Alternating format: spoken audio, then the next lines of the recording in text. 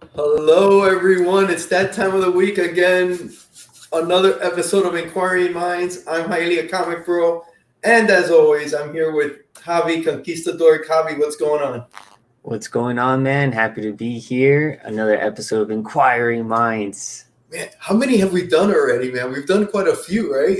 We've done, yeah. We got to go back and count the episodes. Because I was thinking about going back and numbering them. That'd be a good idea. Yeah. I think that's what I'm going to do, man. I think we're getting close to 20. This is crazy.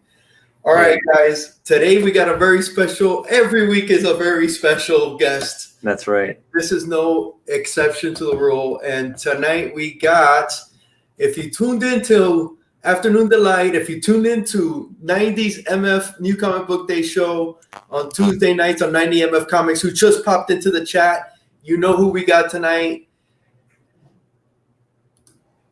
Brian, Take the Time Collectables. What's up, brother? What's up? How you doing? Excellent. It's New Comic Day. It's a good day no matter what. Yeah. Let me shout out. We got Some Comic Book Hunter. Yo, what's up, Comic Hunter? Kavi, Unruly, 90, and I'm sure we're gonna get a few more people popping in. So let's get this started. Brian, is this your first live? It is my first live. We did the test live the other day, but yeah. Okay. Yeah, we did the off-air test. The off-air test that went pretty well, except for the audio until whose idea was it? Was it yours, Javi? Yeah. Obviously, unplug it, plug it back in, and everything. After about 30 minutes of going, it's just unplug it and we got it. Restarting the computer and everything. And Sometimes the simplest solution is the easiest. It's the easiest, right? So, man, how are you? Okay, you just tell us a little bit about yourself. You work at a shop down here, Phil's Comics. How long have you been at Phil's, man? How did you start working at Phil's? That's kind of a trick question. I've kind of worked on and off for Phil since I was 12. Oh, wow. I used to, long before I was into comics, I bought comics, but before I collected comics regularly, started buying the current issues every month. I was into sports cards. I was really big into sports cards. And in the 80s, Phil sold sports cards as well as comic books. So I lived across the street from him. It was still in Margate. Phil's always been in Margate since 1981. Mm-hmm. He opened the store originally. He was the first store in South Florida. A&M likes to make that claim, but Phil actually opened in 1975 as Phil's Fantasies in Old Town Village. Oh, really? Wow. A&M has been in the same store for longer. Phil opened as Phil's Comic Shop in 1981. But, so anyway, probably around 1988, I started buying comic books as well as cards from Phil. And I was just buying Transformers. I was huge into Transformers. Right. Buying that every month. I pick up a Spider-Man here or a Hulk here or whatever just to read it. But Transformers one, I was there every day it came out to buy the new issue. And that was the first one I collected from number one on. Okay. It wasn't until 1990 Phil moved from that store to what is now a Walmart Plaza on Atlantic Boulevard in 441. Okay. Which is across the street from the house my parents own now. Oh, wow. So I was third grade when I moved there, and started just on Saturdays. Saturdays I would go in, sweep the floor, do stuff like that. And on New Comic Book Day, comics were different than they are now. Like the amount of books we sold in the 80s and 90s versus what print runs are today. Like if you got a shipment, it was a half hour to unload the car, the van or whatever of the books that came every week. Wow. There was that much volume. Jim Lee X-Men 1 came out and there were 500 of each cover. That kind of stuff. Now, if you order 100 of a book, it's a lot. Yeah. So I would come on Wednesdays, help him unload the shipment. And it's not like now where you get the books a day early. We used to have to get the shipment on the same day. They went on and pull subscriptions all at the same time. It was a nightmare. Did he have anybody else working with him, or it was just you helping on the side? At that time, his brother, Harry, was the store manager. Phil had 3 stores at the time, one in Davie, one in Margate, and one in the Margate Coral Springs border. Wow. So I was at the Margate one, just like I said, helping out as a sweep the floor, carry some boxes around, restock, that kind of stuff, but not working the register or anything yet. Right. That was until high school. Like 1989, Phil bought a collection. This is the reason I'm kind of where I am now with comics. And he had a Fantastic Four 25, Hulk fighting the Thing. The first time they really fight. Right. 12, they're on the cover together, and there's a sucker punch. But 25 is the first time they fight. And he put it on the shelf, and it called to me. I'd never read old books really. Like the oldest book I read before that was probably like early 80s. Yeah. And I saw that cover, and I'm like, man, what is that? And he's like, oh, that's Jack Kirby. He's telling me the story, blah, blah, blah. And I said, well, how much is it? It's $125. It was a 8.0 very fine copy. Wow. I said, well, any chance I can pay it off? And he said, yeah, sure. So he let me pay it off. It took me like 6 weeks. I was doing a paper route at the time, and I was still part-timing for him. So between those two things, I paid it off. I go home, I read it, I'm in heaven until I get to the last page and find out there's a part 2. So I go back to the store, and I got to get 26. Oh, we don't have a 26. What do you mean you don't have it? There's no internet then, so right. Mail order. There was a comic buyer's guide was one of the magazines that came out. Yeah. And, people would advertise books they had for sale in there, and you'd see, Spider-Man 129, $20, Death of Superman, $50, whatever, just stupid stuff like that. But you would mail money orders or cash at your own risk to people, and they would send you the book, and it was kind of the honor system. But the people that advertised those books were pretty well known. And, right. We used to do a lot of mail order that way. So I found a 26 that way, and I've been collecting Silver Age battle issues and the like ever since. I just fell in love with the Hulk, especially. That's a lot, bro. Kind of what got me going that direction. And I've always still bought books to read since then, but that's when I started really investment collecting, even though I don't really buy those books to resell anytime soon.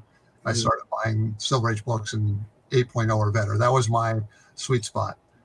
8.0 or better. I wasn't buying it. And now I've passed on so many books that I would kill to have a fine or a VG of. Yeah. So Unruly, he says Kirby does that. He calls to you. We also got Mark Knapp 68 in the chat. Purgatory Paul's book review. Subject. Cap'n Comics in here earlier. Oh, nice. God, I didn't even see him. Joey Bag of Sevens. What's up, Joey? Immortal Biggie Shack. What's up? He is. Anyway, I didn't answer your question in order. I got off No, topic. it's okay, man. Dude, that was a whole chronological timeline. 1991 was when I started working for Phil, running the register, doing more than just, high school, and worked for him and 2 other companies up through 2005. I had 3 jobs at the same time, so I was doing a little bit of everything. This will make you laugh. My morning job was insulation. So for those of you who don't know, I'm 6'8". I'm a tall guy. Yeah. So me crawling around in attics with a foot of crawl space, not the most not a very good thing, but paid very well. And you were done by noon. You're on your first job at 7 o'clock, and your day's over at noon, unless you have 2 more jobs. Yeah.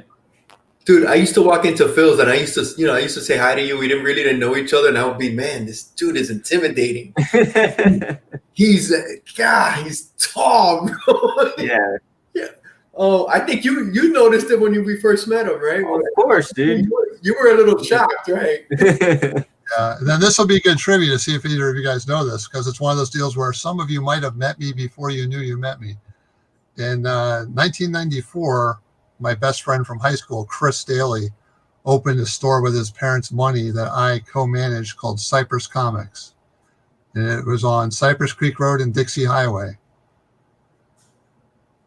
When was that? 2 years. Don't know that. I'm sure some of the people on the Florida scene may have come in that store. That one I never made it up to. I saw Joey Bag of Sevens is down here, ain't he? Isn't he like north of us? He's been in Phil's a few times. Yeah. He was in here. He just said hi. And then I left Phil's when I was managing that store with Chris. I didn't work at Phil's at all. Obviously, conflict of interest and just too much time donated to it. Yeah. And then periodically after that, for a few years, he needed to go out of town or something. He called me up and asked to watch the store for a week or whatever while he was gone. But it wasn't until 2005 when I went back to him full time, and now I've been full time running the store since. Dude, he's known you since you were a kid. That's great. Yeah, he's literally watched me grow up. It's pretty scary. Now I see other kids do the same thing. I'm like, now I know how he feels. I've been there so long. Yeah. Customers that are adults that were kids, they used to put them on the counter, you know. And they're still going there shopping, picking up their books. Now they come with their kids. It's cool to see. Yeah. Javi, we still got to take you to the shop, man. I can't. Yeah, man. Javi, I think I've been to Phil's way back in the day. You got to go now. Before I even knew YouTube comics even existed. But I don't remember. You said he moved to the Walmart Plaza?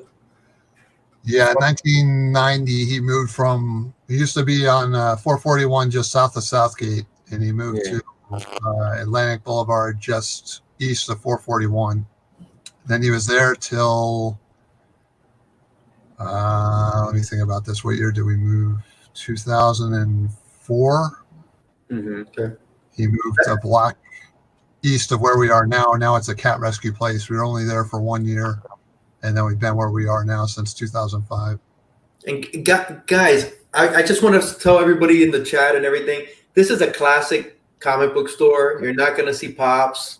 You're not going to see too many. I think you do have a few statues, correct? I've seen the collections occasionally, and we special order those things for people, but in general, we do not stock them unless they're sold. Yeah, this is a classic comic book only shop. You went to a New York style comic book store in the 70s or 80s. That's what Phil modeled it after. That's exactly what it is. 95% back issues and new books.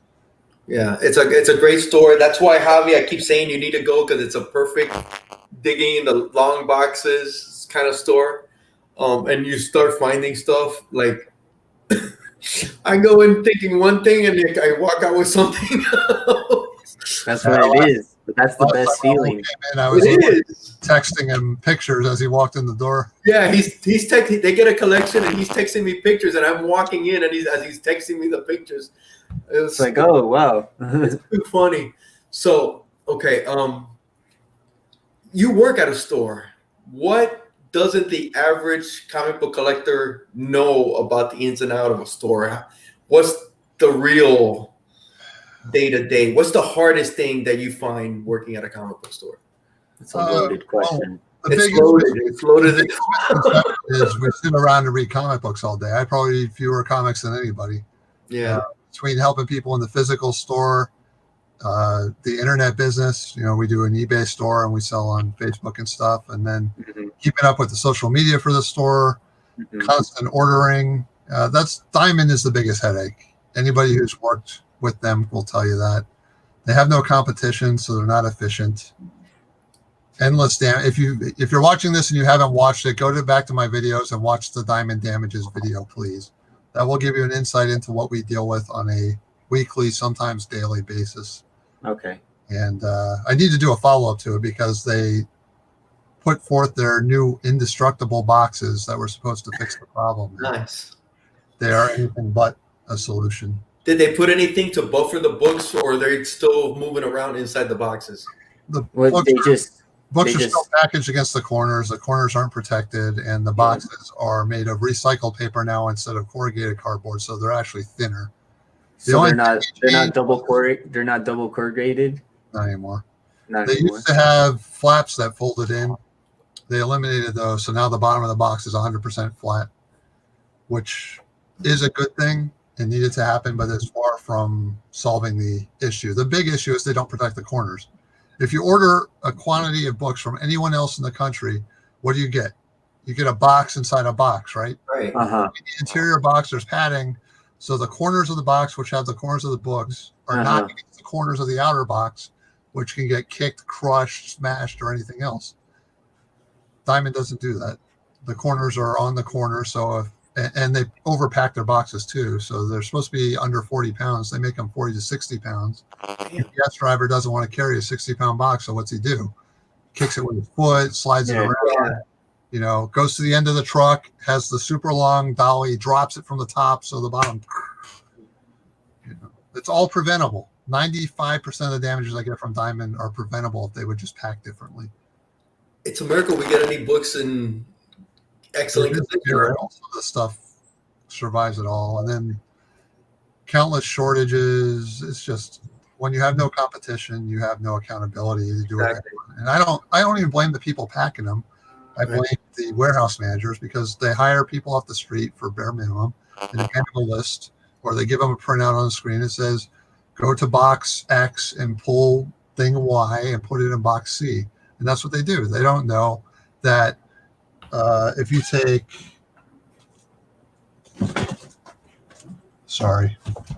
props here. If you take this hardcover and pack it in a box with this comic, which would not be bagged and boarded, there's a big difference in the size of these two things, right? Yeah. So if those are the only two things in the box and you put a piece of paper on top of it, wad it up, what's going to happen the whole time? Well, this heavy thing is going to bounce around and smash to hell this light thing.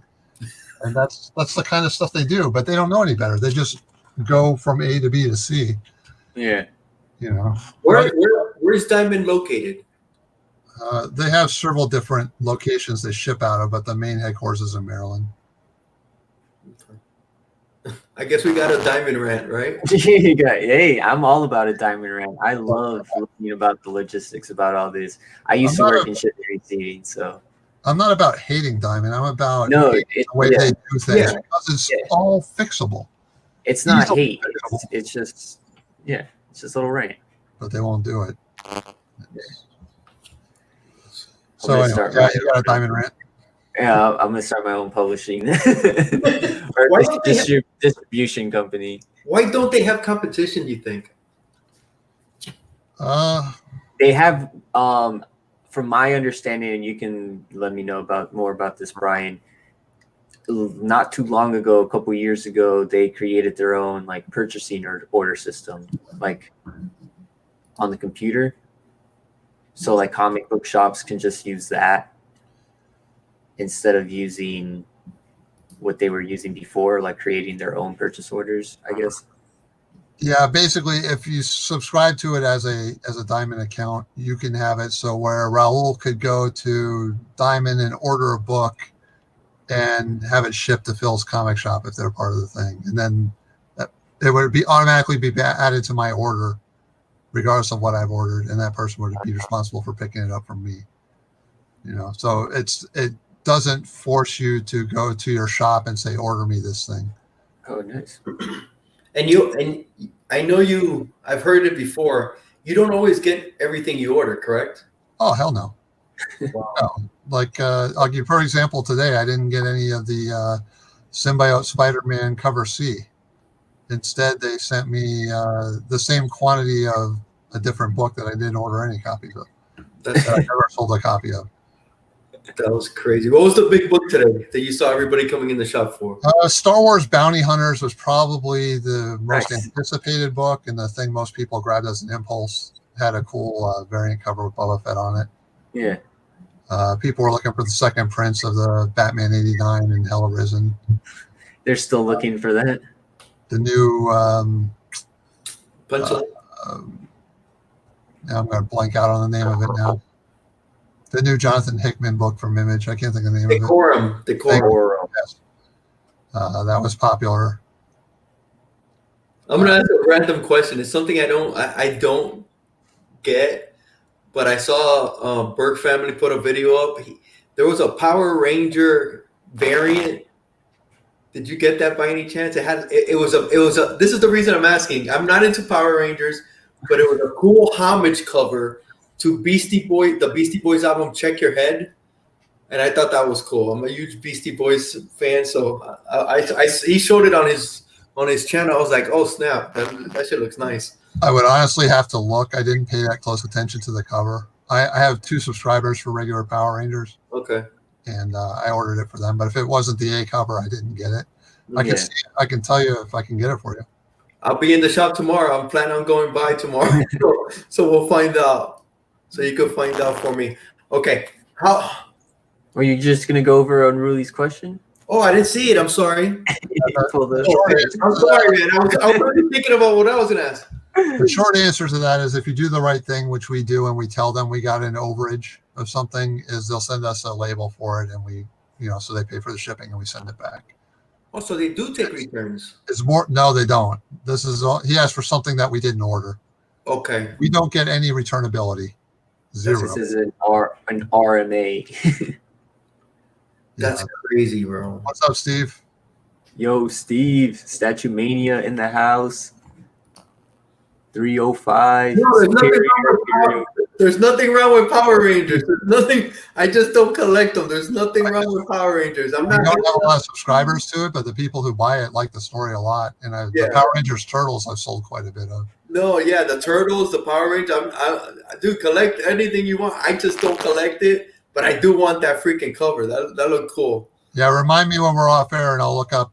I'm doing my reorder for tomorrow. Actually, I was doing it before I left the store. So when I go back. Pretty sure it's the B cover. Anyway, okay, you've told me, but how did you get into YouTube?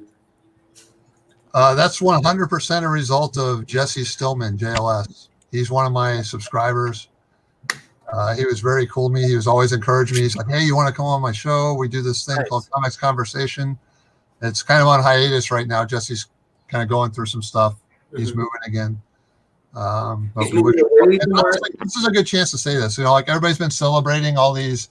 By the way, Raul, I just noticed you're almost to 500, bro. Congrats, almost, bro. 500. And you're creeping up on 300. So but, nice. JLS Jesse has quietly under the radar past 15K. That's crazy. Nobody's talking about that, man. That's crazy. That's nuts. We were talking about it the other day in the shop. But the thing is, I don't know if you guys are sub to him. It's JLS Comics, correct? Yeah. Yeah. Dude, he puts up amazing content. He does a ton of research for his videos. He does, a lot of movie-related stuff too, like what's coming out with stuff to the Marvel Universe. But a lot of his stuff recently, his success has come from G.I. Joe. He's been doing tons of history and origin of G.I. Joe characters. Nice. And those have gone over very well. But the thing is, his stuff is very reviewable. Yeah, he keeps them short to the point, but he does a ton of research. Mm-hmm. He gives you fun facts about stuff that you either forgot about or never knew about. His content's awesome. If you're not subscribed to Jesse, definitely JLS Comics. Yeah, it's amazing. He also, I believe does he partake in the Strictly Comics auctions? I don't think he has since they came back. He did it in the past, and he probably will again. Yeah, Edwin from Strictly Comics, Chris, Boston Chris, Justin from Exile State, and Jesse. For a long time, we're doing a Thursday show called Comics Conversation, which I assume is coming back. It was always fun, but it's been kind of on a hiatus for a little while. Yeah, but he's blown up, man. Crazy blown up. So what kind of videos do you do on YouTube? What's the name of your channel? I know I mentioned it. Take the Time Collectables. Okay. What did that name? Most of my videos to this point have been haul related. Occasionally I'll do something to shout somebody out, or I did the diamond damages video when I feel compelled about something. I've been meaning to do one for a long time. Hopefully I'll do it soon. Explain to people. A lot of people think they know, but don't actually know what the difference between a qualified variant and a ratio variant is. And I have people ask me all the time, well, store X had 50 copies of these. Why didn't you get any? Well, when variants are qualified, it's based on your orders of a previous book, how many copies of an A cover you have to order before you can order any of the qualified variant. Dude, that's not. It sounds confusing, and it is. But let's say, for instance, last month, X-Men number 7, I ordered 100 copies of. I'm just using round numbers, right? And X-Men 102 is solicited with a qualified variant. And the qualified variant would be something like order 125% of cover A for X-Men 102 that you ordered of X-Men 7. And then you can order as many as you want as cover B. What was the problem with that? I ordered 100 copies of. Yo, you just confused. Hialeah's nowhere. You just confused. I just went blank. Yeah, Hialeah's gone. You lost me at order. I'll try again and make it simple. I got you. You order one book and you order X, whatever that number is. To order this month's book of the same title, which now has a qualified variant in addition to the A cover, you have to order whatever X was plus 25%. So 125% of the previous book. So if it was 100, now I have to order 125 copies. And then after I order those 125 copies, I can order whatever I want of the variant. Right. You have to order. But the problem more. was I only needed 90 copies this month. Yeah. So now I have to order 35 copies that I don't need of a cover I don't want to get the cover everybody else wants. It makes no sense. And the flip side of that, it completely rewards the small store. If you somehow got a diamond account from your house, which people have done in the past, it's much harder to do now, or you have a very small new store, say you order 10 copies of X-Men. Yeah. Okay. Now you only have to order 13 of the A cover to order as many as you want of the B. So you could order 13 A's and 50 B's. Meanwhile, I can't get any without ordering 150. It punishes the bigger store. It makes no sense. And that's not Diamond, that's Marvel. Marvel sets these. Oh, that's not even Diamond, that's Marvel? Yeah, and it's very, very frustrating. They should just go the DC route and make all their covers open order and let us order what we want. If they want to do incentives on top of that, that's fine. But the qualifiers suck. You're ordering 6 weeks in advance? We order 2 months in advance initially, and then they have what's called FOC, final order cutoff, which is between 2 and 4 weeks before the book actually ships. We get one chance to increase or decrease our initial orders. How long does it take you to freaking order for a week, man? Like, how long does that take? It takes forever, and it changes throughout the week. So I tell people this is an industry and a business where your day doesn't end when you go home. You know, you might spend. You know, you just hit that. We had to we adjusted the hour. We had to wiggle it in. What exactly was your day today? I got up at 9:30, took a shower, came to the store, opened at 11, closed at 8, rushed home to get here in time for this at 8:30. Wow. And then I'm meeting a customer back at the store around 10 o'clock for an hour. So, I'm John Freshley. Yeah. He drives up from Hialeah. He gets a lot of his diamond books through us. We order for him. Who also has a store. Yes. Yeah. Frank's Comics down on 87th and Coral Way. That's where I've been. I've been Frank's. I don't think I've been to Phil's. Frank's is on 87th and I believe it's Coral Way. Yeah, 87th. Great. It's like a whole bunch of little shops. Yes. Another great store. If you guys don't know John Freshley, he's one of the good guys in this business. Yeah. Definitely. That store was under previous ownership, so a lot of people haven't gone back to it. Mm-hmm. But Fresh runs it full time now. His name's John Freshley, but we call him Fresh if you know him. Yeah. Rob Worst goes there. If you know Rob Worst, he talks him up, and justifiably so. I saw Rob this morning. He stopped in. He stopped by the store today? Yeah, he picked up some Iron Fist Marvel premieres he had on hold. I'm sure he's showing them off on Nice. Rob. Yeah, man, Biggie, definitely. Yes, yeah, 87th and Carl Way, yeah. Dude, great store. John, I bought a lot of my key books from John back 30 years ago. That's kind of cool how by Raul connecting with me, I connected through him, through Jesse, kind of on YouTube. Yeah, he knew Phil. He'd been to Phil's before, and he knew Phil from the SuperCon.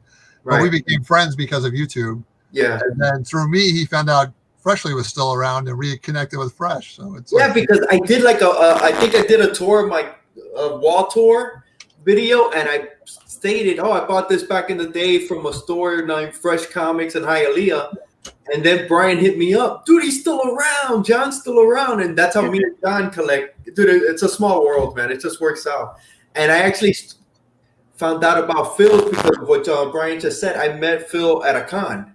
That they had a table. And I think you were there. I've seen you at the con with him before, too. I would be there Sundays. Yeah. Liberty Meadows. Liberty Meadows. Yes. Yeah, bro. Wow. Check this out. It's a Liberty Meadows one. I've never seen this book. I've only seen it, I think, online or whatever. And it's a Frank Cho. Yeah. And, dude, check this out. they had it on. Phil had it on the wall. It was near mint front cover, 8.0 back cover.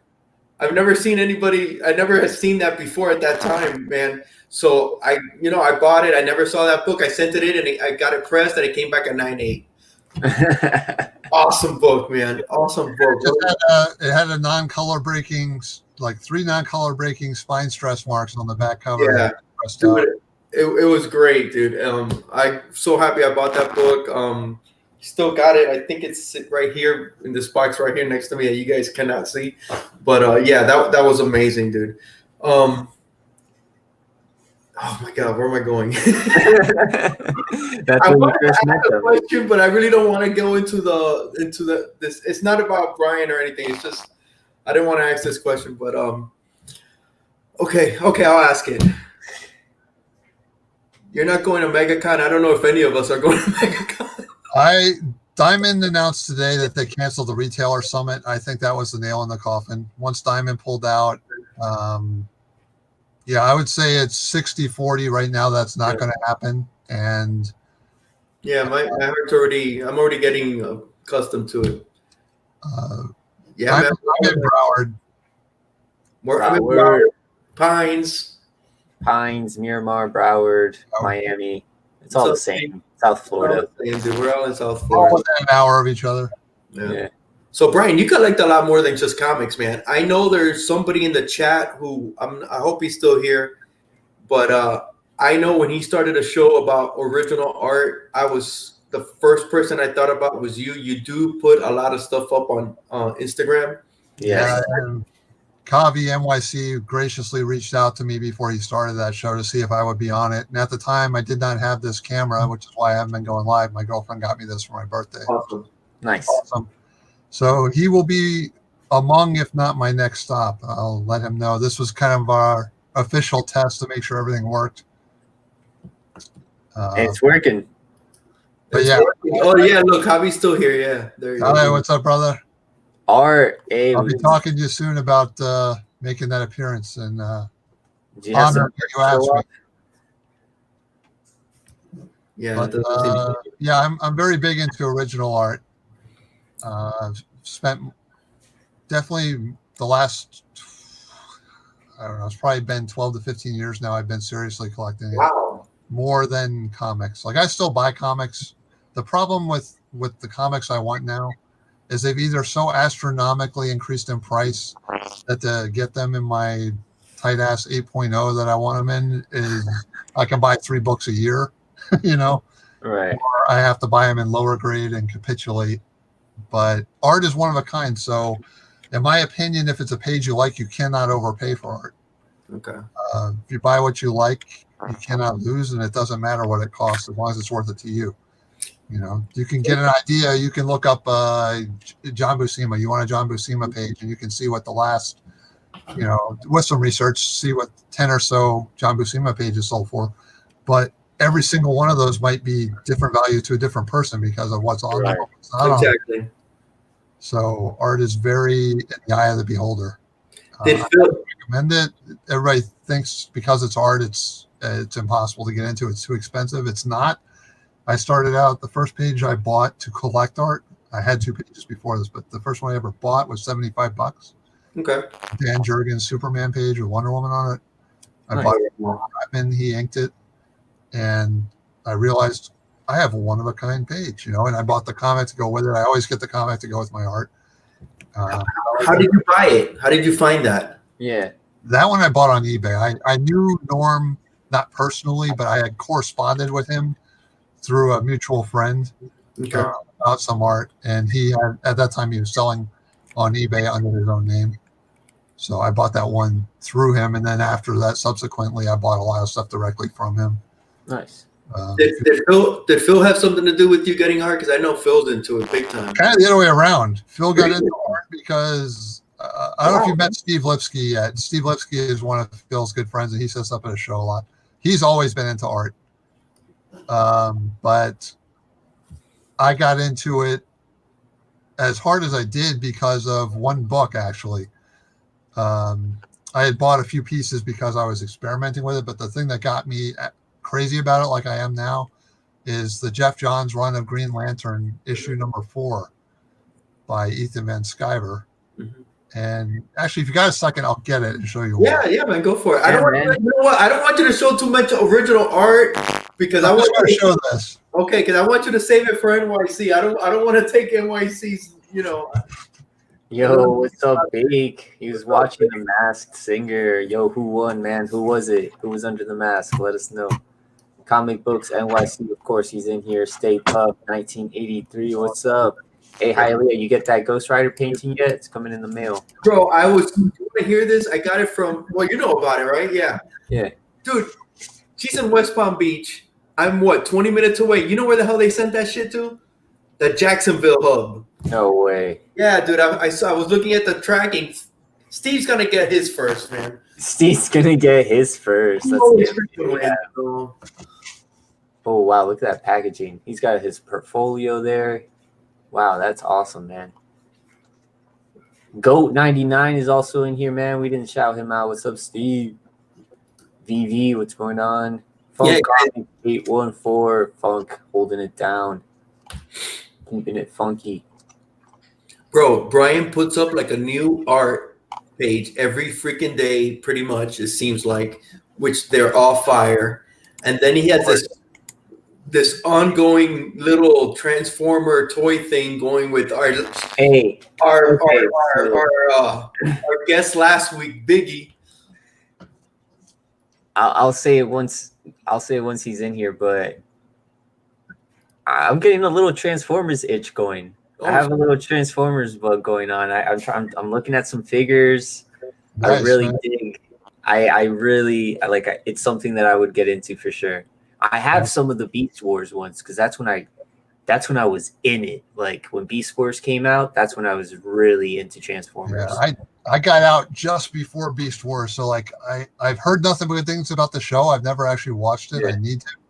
And the people love the figures, and I look at them, I'm like, it's not G1, but people are really passionate about it. I guess if you grew up with it, you feel like I feel about the G1 stuff. That's what it is, and I never grew up with any of the original stuff.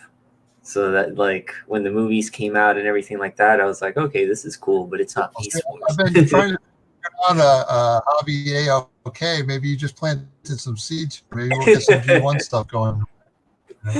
Oh man, that would be awesome. I started Green Lantern number 4, right?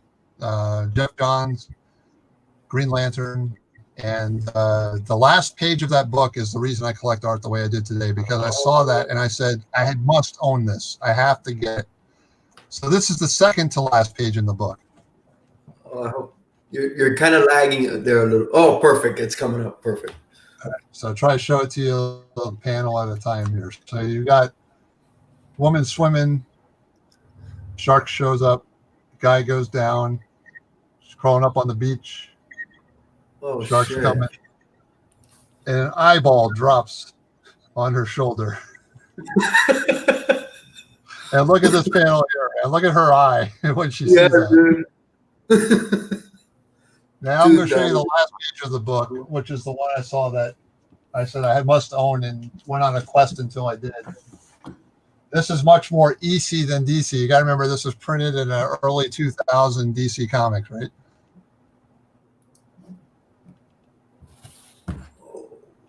Look at the head hanging out of his face. Oh, shit, dude. Wow.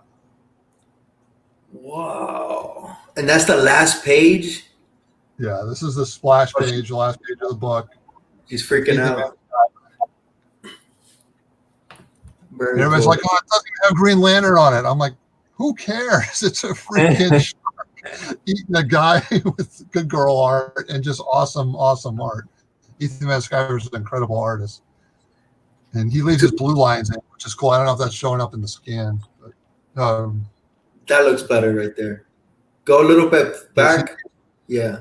Oh, yeah, freaking it. The guy's arm and shit with the anchor. That's insane, dude. That's crazy. yeah, he does awesome stuff.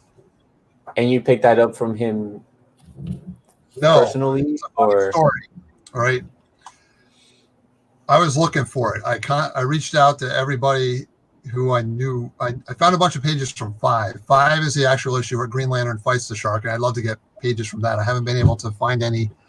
I found them, but no one who's willing to let them go, and I don't blame them. But I was looking for it everywhere I could and reaching out. That's a good thing about the art community is once people know you're into something, like people know I like the Spectre, people know I like this, that. It can be a blessing and a curse because the people who know you and like you will say, hey, I just went into a store and I saw this. You might want to get it. Or do you want me to pick it up for you? And the people who don't know you and don't care about you will say, oh, you're putting together Spectre 22? Oh, I have page 13, which has no Spectre on it and no action. $200 because you're the only person on the planet who would possibly want it. So you can get excited by it too. But I had feelers out there for it. Nobody was able to turn it up or tell me where it had gone. Like Ethan told me he sold it at a show, but that was as much as I knew. And one day it was just on eBay. It's there. And I said, oh, I got to get this. And my buddy Steve calls me up and he's like, you're not going to believe what I just bid on eBay. And I'm like, oh. And it's kind of like a gentleman's rule thing. If you're friends with some kind of stuff and they bid on it first, you're not going to bid them up. You let them go. So I really wanted it. He knew I really wanted it. But I said to him, I'm not going to bid against you on this. But here's the deal. If you buy it, if you ever go to sell it, I get the first right of refusal. And we agreed to that. And it just kind of sat that way for about 9 years. And wow. The first page I showed you popped up on eBay. And I'm like, well, that would be cool to have them side by side in the portfolio. So I'm like, I'll go ahead and get this one.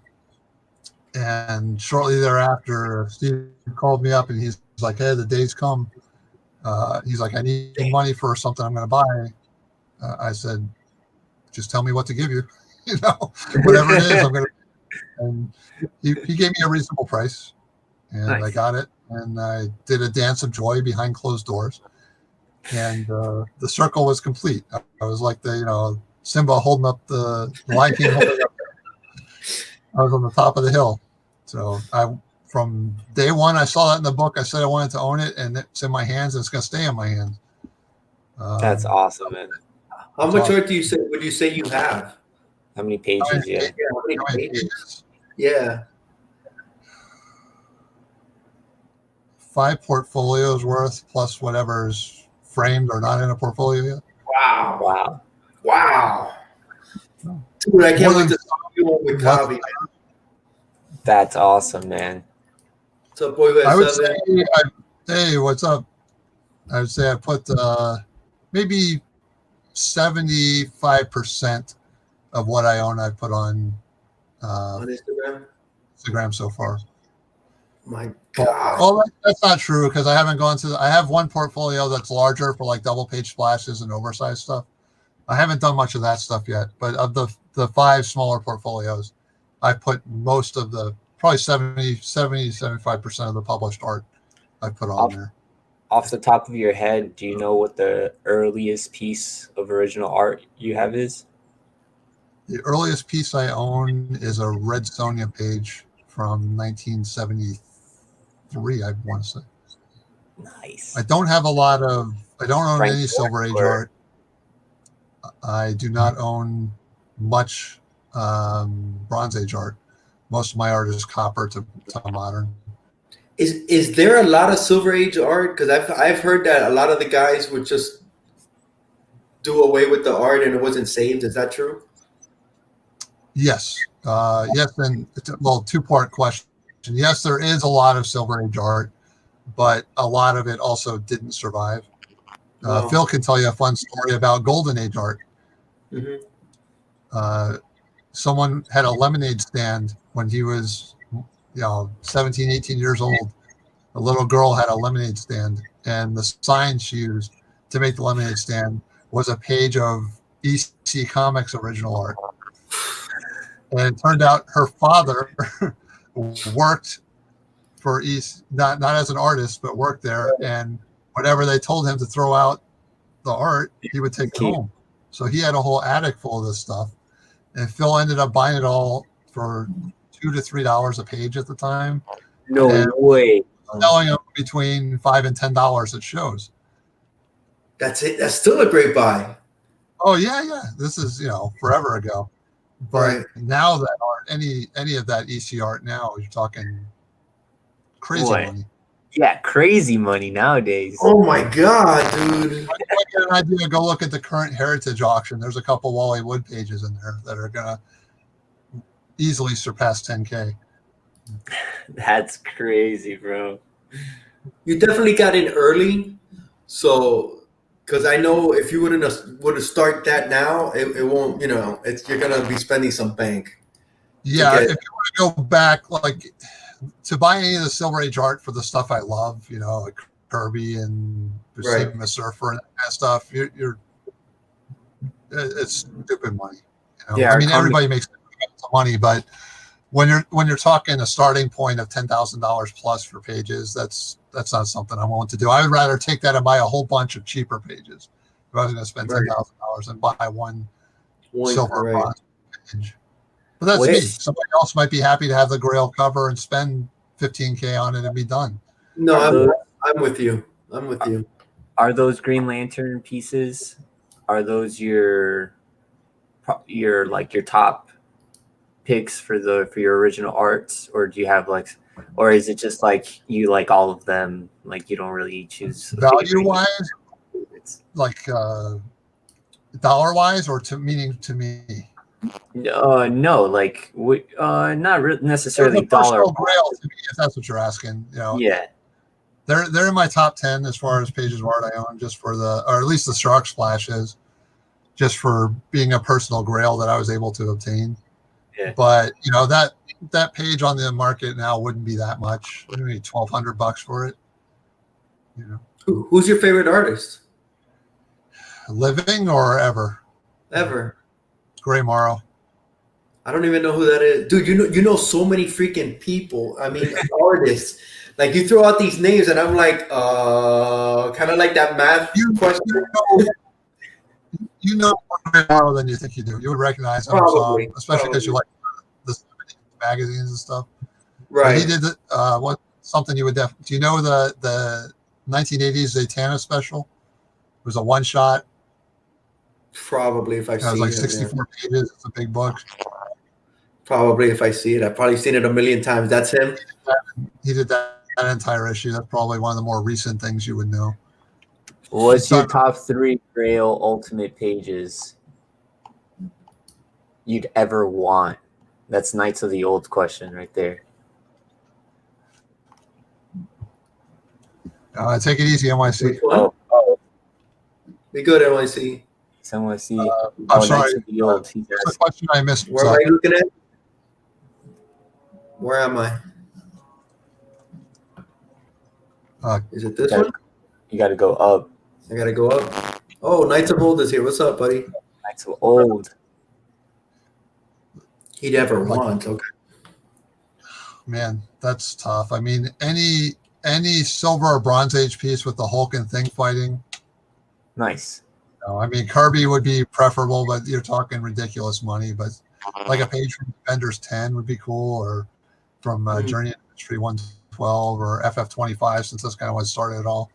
Yeah. But you're talking, insane money for those kind of things. Dude, I didn't know you were such a Hulk fan, dude. Yeah. I never knew that. Go. I'd love to have a Gray Morrow cover. Do you have any? I have a lot of. That's a good question, Goat. You don't certify it per se, but there's different ways to tell. A lot of original art done now is done on computers. So there'll be actually 2 sets of original art. You'll have blue line pencils, which are basically a photocopy of the art that somebody drew into the computer or drew on hand and then scanned into the computer. And then the inker will take those blue lines and ink over them. So they're real inks over copied pencils. And then you'll have the original pencils that somebody drew before they scanned them. That's on most modern art now, if it has anything original at all. Some people work entirely on the computer now. So some people will say that, Blue Line isn't original art, and they're correct in that the pencils are not original, but the inks over them still are. Mm-hmm. Most of the published stuff from like 78, 79 on from DC will have a stamp on the back. In fact, I can find something. Hey, well, look who popped in. What's up? What's up, Rob? Hey, Rob. We were just talking about you a little while ago. Yeah, just because you asked. This is Gray Morrow from the Zatanna special. Oh, wait up. Let me go. Wow. Wow. That's insane, dude. That's beautiful, man. I love me some Zatanna. Dude, he just says a book and he pops up the page. That's crazy. That's a new one, right? Yeah, that's a first in Inquiring Minds. Yeah, dude. They usually pop up a book, but not a freaking art page. That's a Gray Morrow commission. Wow. Damn. What year is that from? 90. No. Well, when did I buy it, or when did he make it? I guess when did you buy it? I guess I think I bought it in 92. They actually had a show here at in Margate at a place called the Expo Center. Stan Lee was there. Jack Kirby was there. Oh my God. God, I wasn't into I think no. Yeah, so I bought it there, but it was pre-done. Gray Morrow is actually a tragic story. He suffered we'll just call it an affliction where he could no longer draw to his standards, and he actually took his own life when he couldn't draw anymore. Oh. So yeah, it's kind of really, really sad. And it's happened to other artists too, where their whole purpose and what they were blessed with in life, they can't do it anymore, and they don't know how to survive without it. Do you know how old he was? That is a good question. I should know that, but I'd be guessing. I don't want to misspeak. I can look it up. No, I'll look it up. I just want to know. I guess he was older though, right? Yeah. You would think, right? Yeah. A lot of those guys came up together, so they were in the same. Did Wally Wood do that? Knights of Old is saying like Wally Wood. I'm not sure if that's what he's pertaining to.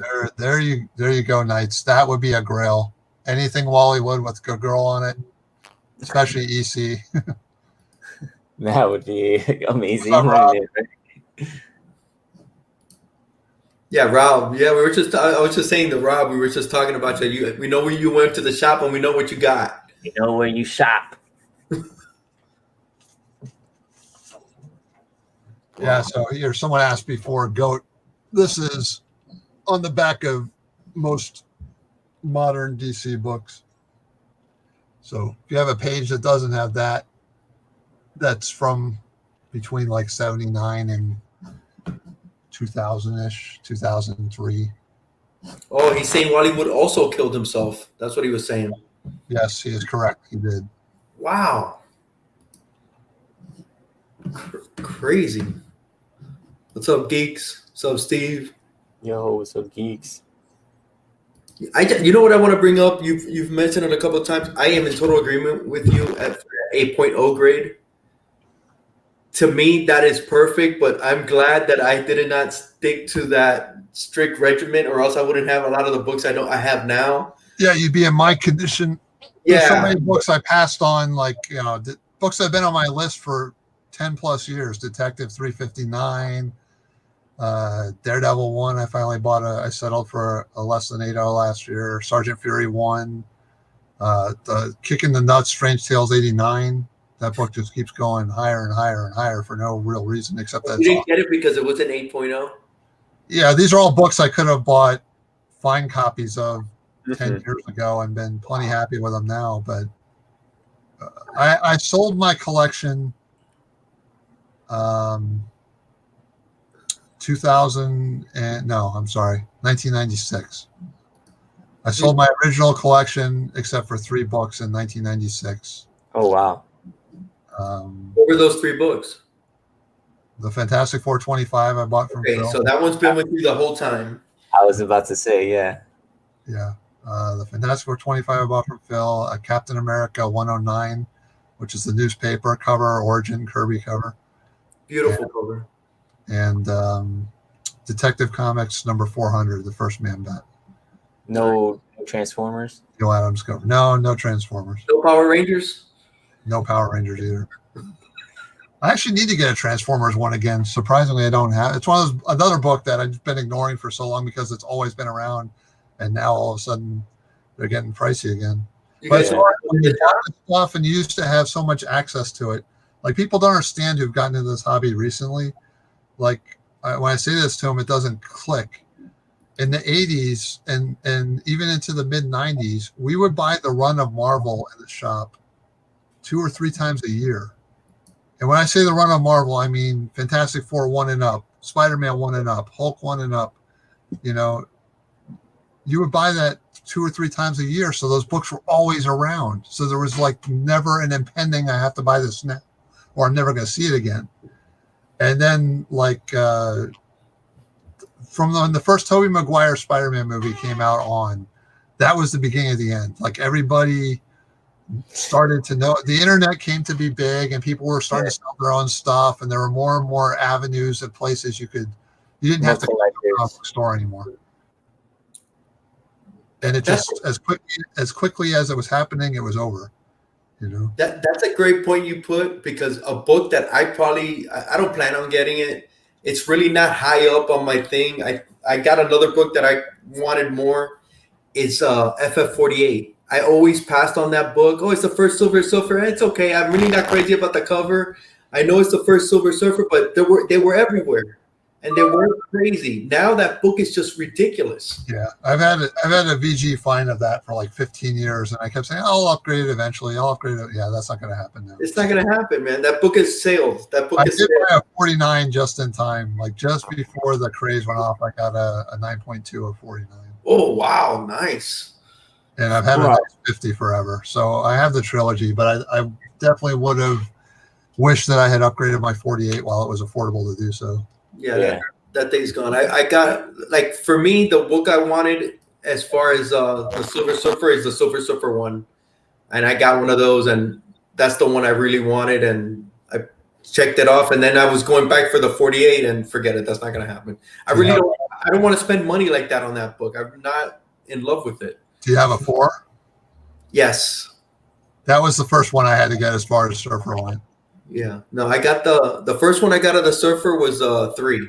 I still don't have a 14. I've been trying to get. That's another one that I passed on a million VF minuses of that book. Which was the 14? It's fighting Spider-Man. Oh, yes. But that's a book that, like, 8.5s of it you can get for around 200, but 9.2s only go for like 350. So I'd rather get a 9.2. But I found a 9.2 with a good cut. That book's always got a terrible cut to it, so you get the white showing on the spine side. Mm-hmm. And it's tough to find a clean cut of that book. So I've been holding out for that one. But this, over the past year, it's creeping up, and I'm like, I gotta just buy one so I have it at least. The thing is, it's a short run. What is it? 18 issues? 18 issues. So it's an easy run for people to get. It is expensive, but those 3 are. And you then got four expensive books. 3's really gotten pricey now too. Yeah. The first Mephisto. So you got 1, 3, 4, and 14 are the big ones in the run.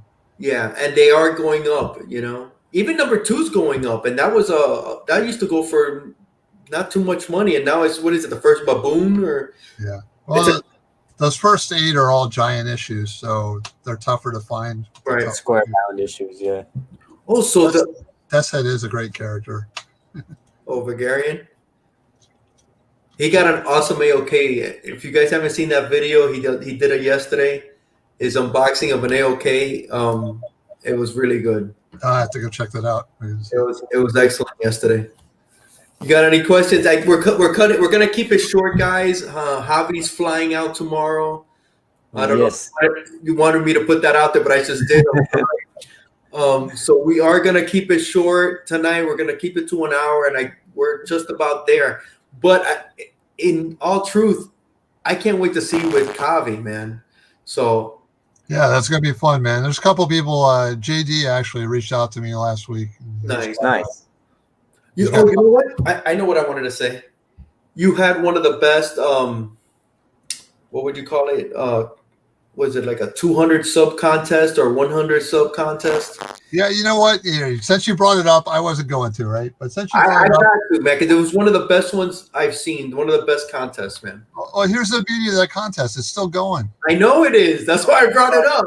But, if I'm being honest, hurt my feelings a little bit that more people didn't respond to that, because it's not asking for a lot and you're getting something for doing something for somebody else. Hey, man, I participated and I got some bangers. So I thank you. But yeah, if you haven't seen it, you want to check out. Basically, the video is longer than it needed to be. If I made it today, it would be much shorter. But do an update video, just like I guess. Yeah, it's kind of a sore subject with me, so I just kind of I would wait till I get to another milestone and then make you do the same thing again. You know what? Now that you're going live, now is the time to bring that concept up again, man. And I think you're gonna see some better results. But yeah, basically, Biggie wants in. There are a couple of charities that I support and I think are good things. One of them is called Project Pinball. They put pinball machines in the cancer wards of children's hospitals. The Hero Initiative, which hopefully everybody watching this already knows about. Mm-hmm. The Wounded Warrior Project and the American Red Cross are the ones that I mentioned. You can donate to them monetarily. There is no specific amount. You can donate 50 cents. You can donate $5,000. Doesn't matter. You don't have to tell me what you donated. It's an honor system. You can lie to me. You can email me and say, I donated today, and I'll send you some comics. That's your first option. Your second option is, if you don't want to donate your money, donate your time.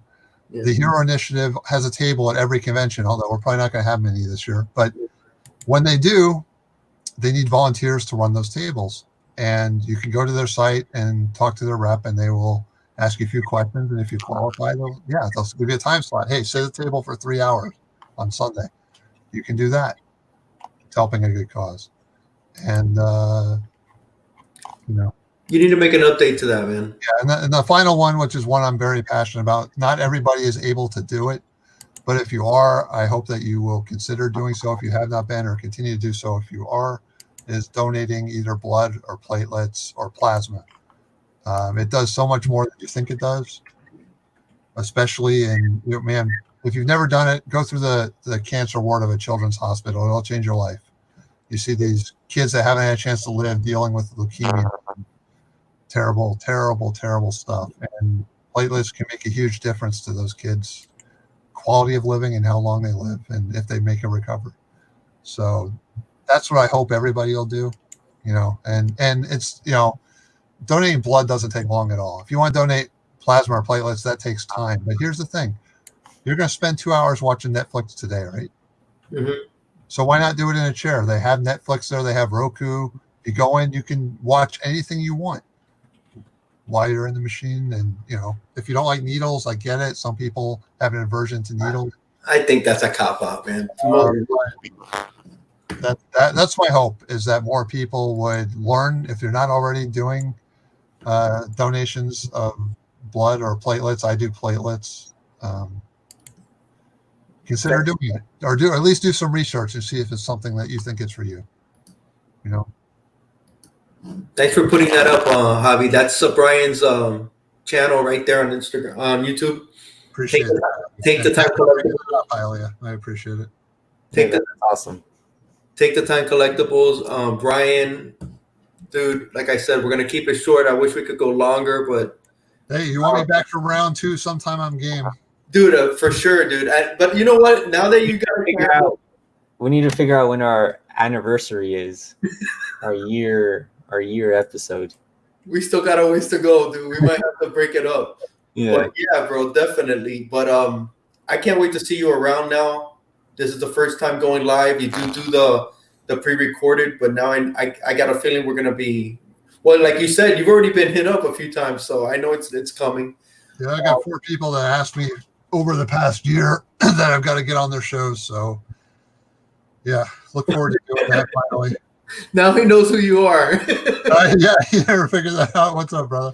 Yeah, I'm the one who's been emailing you asking for prayer requests. So I appreciate that. Thank you so much. Nice, bro. Awesome, man. Yeah, Phil Shop Comic Shop in Margate. Yeah, Broward. Bring cash. Yeah. But dude, thank you for coming by, Brian. This was a long time in the making. I'm Yeah, so thank you for having me on, man. Like I said, my hope has always been that I can offer some insight that maybe some other YouTubers can't, because I do both sides of it. I collect, I do the retail side. So anybody watches this on a replay, you got any questions, put them down in the comments below. If they didn't already ask them, I'll answer them for you. I'm gonna put the link to your channel also in the when I finish this. I'll put it in the description. But Javi, I know you're going away. Have a great, safe trip. Yeah, safe travels, brother. Safe Silver Age Sunday should still be on. I'm still planning for Silver Age Sunday to be on, but if anything, I'll text Jeff last You were missed this week, man. You were missed. We had a great show this week too.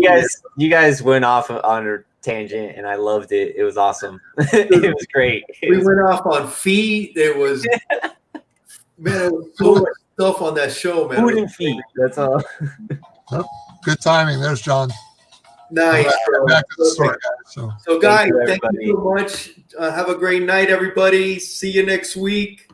Where we'll have somebody else, another great member of our community. We already got like a month lined up with guests, so that's exciting. Brian, thank you so much, man. Say hi to John for me. Hey, I'm on YouTube with Hialeah. He says say hi. Awesome. All right, guys. Got everybody tonight, everybody on replay. Thank you for stopping by. Hopefully Take care, and we'll see you guys next week. Take care. Take care, everybody.